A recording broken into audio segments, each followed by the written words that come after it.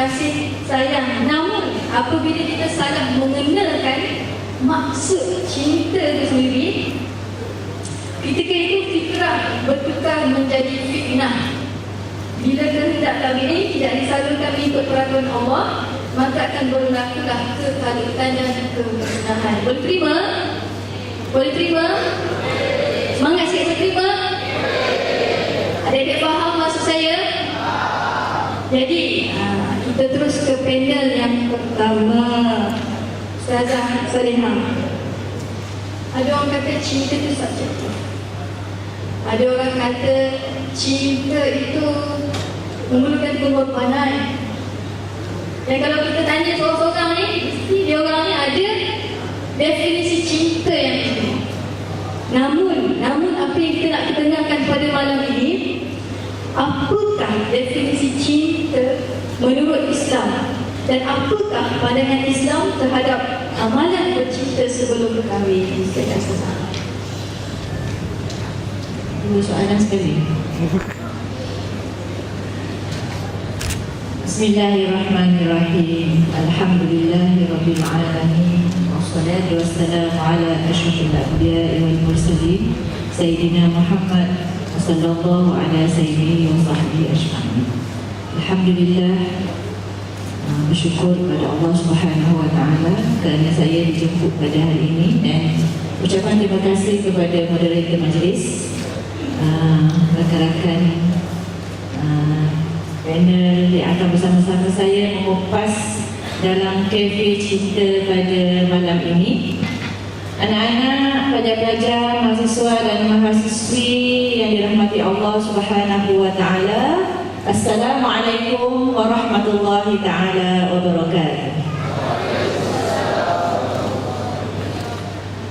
Saya bila saya nak naik atas pentas tadi, saya ingat saya seorang je orang yang agak dewasa dalam majlis ni. Tapi bila saya berada di hadapan, saya tengok yang ada tuan-tuan dan puan-puan, masih ada seorang lagi yang tak nak kata usia, kerana saya mungkin lebih lagi usia daripada saya, tapi saya tak keseorangan dalam majlis ini untuk bersama-sama berbicara tentang cinta di dalam kafe cinta yang dianjurkan di BMI ini. Jadi betul-betul terhormat pelajar-pelajar, mahasiswa dan mahasiswi yang dirahmati Allah Subhanahu wa taala. Sebenarnya sebelum saya sampai pada usia pada hari ini, pelajar-pelajar, boleh teka berapa umur saya sekarang?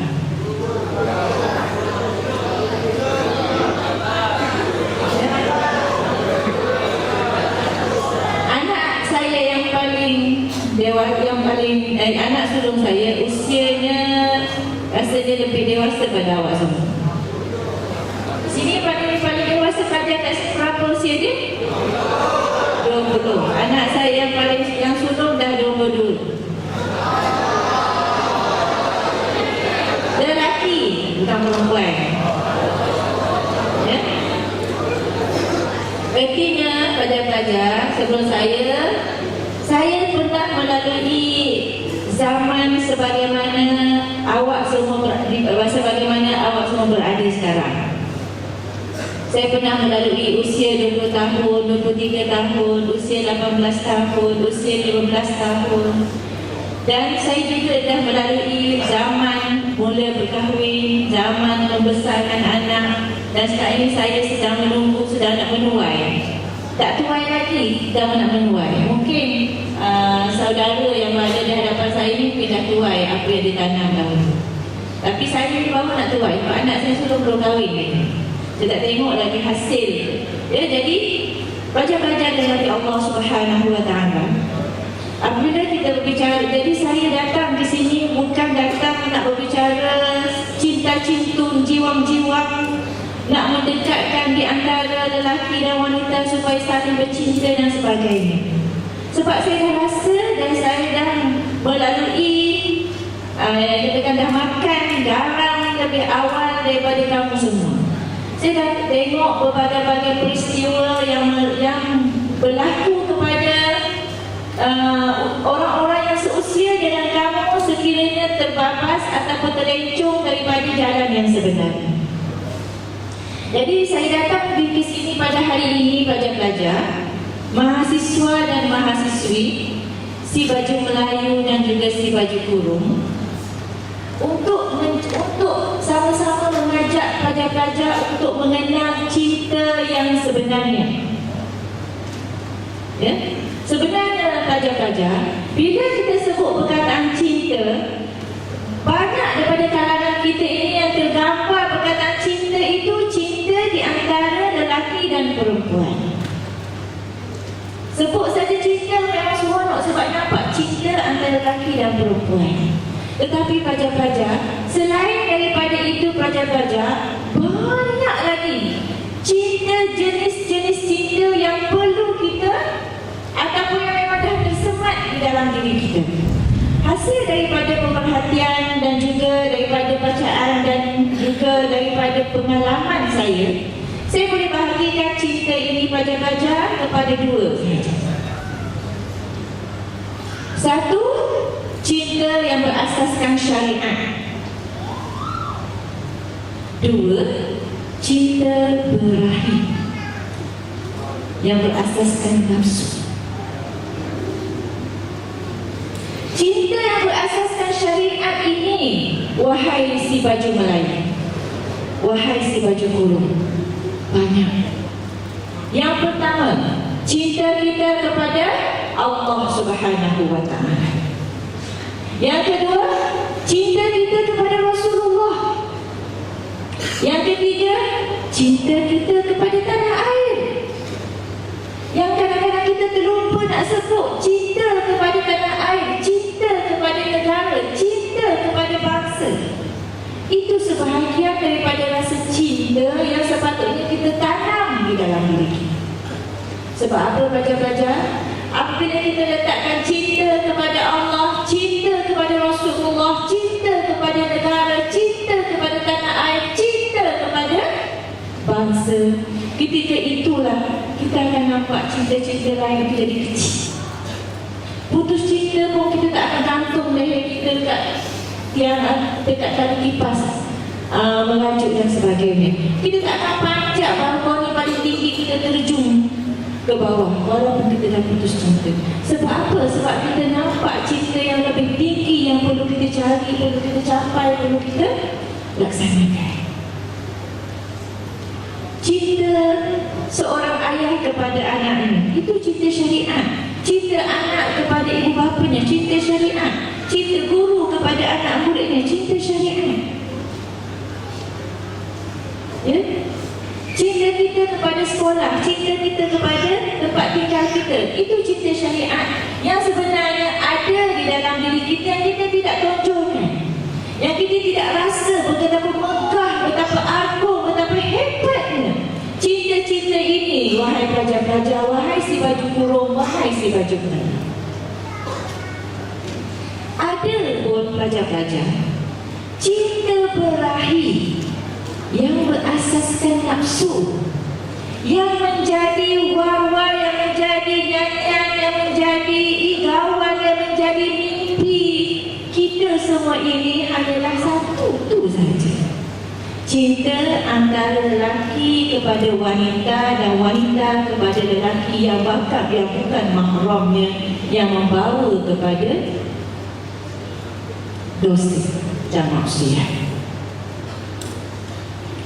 Namun pelajar-pelajar, satu ni cinta antara lelaki dan wanita yang membawa pada dosa dan maksiat ini, kita nampak besar, kita nampak hebat, dan kita nampak inilah segala-galanya.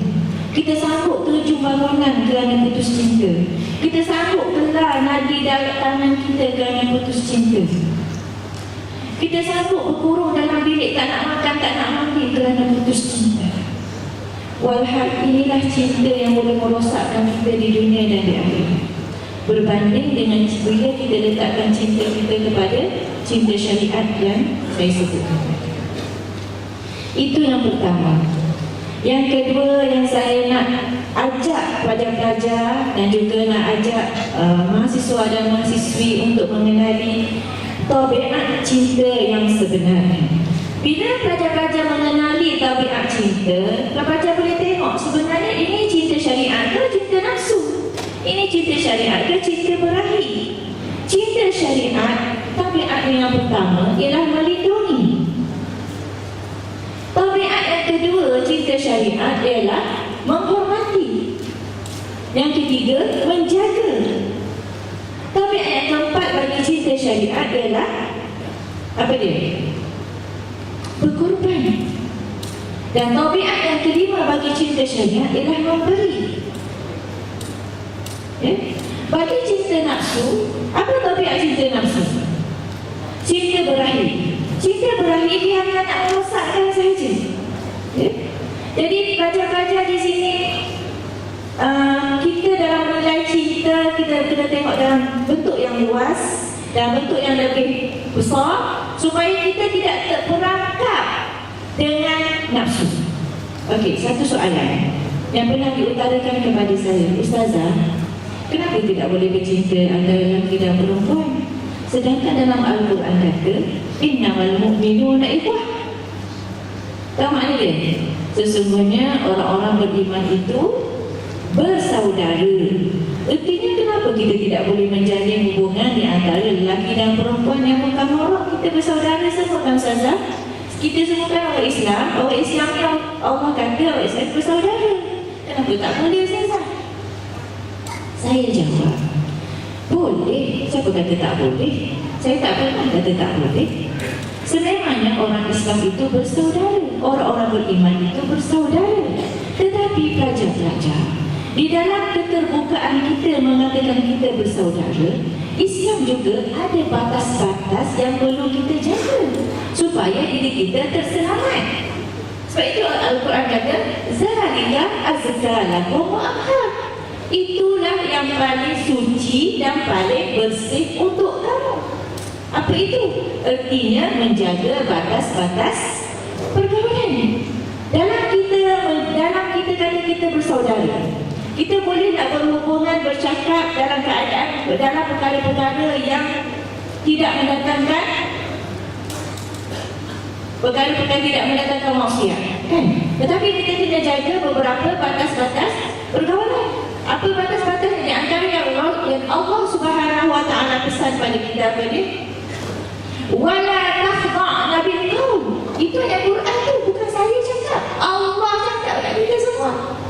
Bila kamu si perempuan si baju kurung nak berbicara dengan si baju Melayu yang bukan suami kamu, bukan abang kamu, bukan sepupu kamu, bukan ipar-ipar kamu, bukan siapa-siapa, dia hanyalah lelaki asing dalam hidup kamu, kamu tidak boleh melunakkan suara kamu. Yang mana kenapa? Wala takhda'na bil qaul. Sebab apa? Sebab apa Allah kata jangan kamu ni melunakkan suara kamu kepada si baju Melayu ni. Dibimbangi si baju Melayu ni ada penyakit-penyakit dalam hati dia, maka kamu yang akan menjadi mangsanya. Ya? Jadi itu pesanan Allah kepada kaum wanita. Wala takhda'na bil qaul. Dan kena pegang perkara tu. Nak bercakap dengan baju Melayu, bercakap dengan suara yang mendatar. Tak perlu nak melembut-lembutkan suara dan sebagainya. Tak boleh.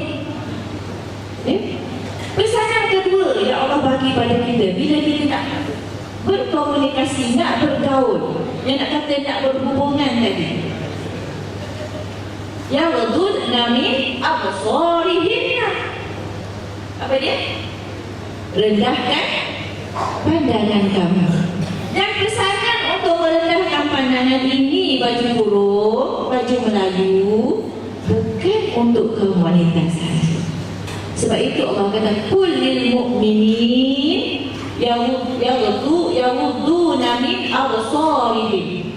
Katakanlah kepada orang-orang beriman, hendaklah mereka merendahkan pandangan mereka. Itu. Tetapi untuk kaum wanita ada 7 pesanan. Bukan rendahkan pandangan je, tabuhkan tudung. Ya? Tabuhkan tudung, jaga faraj. Tak boleh pakai perhiasan yang Yang panggil yang menampak, yang panggil yang berlebihan. Ya. Itu di antara pesanan Allah Subhanahu Wa Taala kepada kita. Jadi pelajar-pelajar, di dalam keterbukaan Islam ada keterbatasan yang perlu dijaga. Ya. Ya. Jadi sebab saya insya-Allah saya akan sambung lagi pada round yang seterusnya. Lepas ni saya akan bagi tips bagaimana nak cepat dapat jodoh.